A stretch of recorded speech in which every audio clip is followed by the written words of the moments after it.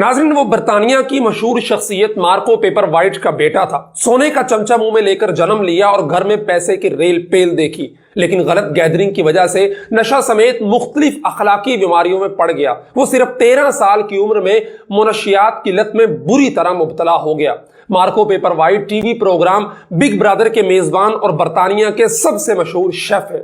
उन्होंने अपने बेटे की इस्लाह और इलाज पे 1 मिलियन पाउंड यानी तकरीबन 30 करोड़ से भी ज्यादा रकम खर्च कर डाली, लेकिन मर्ज बढ़ता गया जूजू दवा की, क्योंकि उसका बेटा अय्याशी का इतना आदी हो चुका था कि अब वापसी नामुमकिन थी। लेकिन फिर अचानक कुरान ने उसकी काया पलट दी।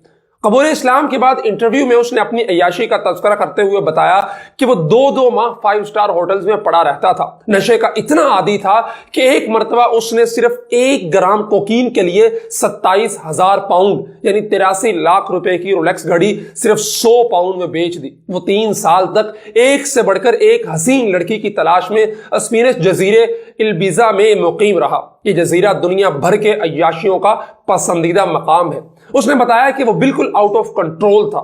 इस उम्र में शायद ही किसी के पास इतना पैसा हो जितना उसके पास था। उसके वालिद ने 10 लाख से जायद रकम इलाजो मुआलजे और रिहैबिलिटेशन के लिए खर्च किए, लेकिन कोई फायदा नहीं हुआ। यहां तक कि सब मायूस हो गए। मनशियात के साथ मार्को पेपर वाइट जूनियर चोरी चकारी और मारधाड़ का भी आदी हो चुका था। एक सुपरमार्केट के सिक्योरिटी गार्ड से लड़ने पर उसको 18 माह जेल की सजा हुई, जहां उसकी मुलाकात चंद मुस्लिम नौजवानों से हुई। दौरान कैद रूह नफ्स की असल ग़िज़ा और इलाज यानी कुरान करीम के बारे में उसे जानकारी हुई और कुरान ने इस 28 साला नौजवान के ज़ाहिर और बातिन को बदल कर रख दिया। अब ये जेल से निकला तो न सिर्फ ईमान के नूर से मुनव्वर हो चुका था, बल्कि नशे समेत तमाम अखलाकी बुराइयों से भी तौबा तायब हो चुका था। उसने एक इंटरव्यू में कहा कि अब मैंने हर किस्म के नशे से तौबा कर ली है। इस्लाम की दौलत मिलने पर मैं बेहद खुश हूं। इस दीन फितरत ने शराब समेत हर नशे को हराम करार दिया है, क्योंकि नशा तबाहकुन है। 5 वक्ता नमाज इस लानत से बाज रखने में अहम किरदार अदा करती है। उसका कहना था कि मैंने जेल में देखा कि नौजवान लड़के बड़े एहतमाम से नमाज पढ़ते हैं, आपस में दीन और इस्लाह की बातें करते हैं। मैं उनसे बहुत मुतासिर हुआ। इसी वजह से मैंने कुरान करीम का मुताला किया, जो मेरी हिदायत का जरिया बना। अल्लाह तबारक व तआला से दुआ गो हूं कि वो मेरे सारे गुनाह माफ फरमा दे और मुझे जराइमों गुनाहों से कुनारा कशी की कुव्वत से नवाजे।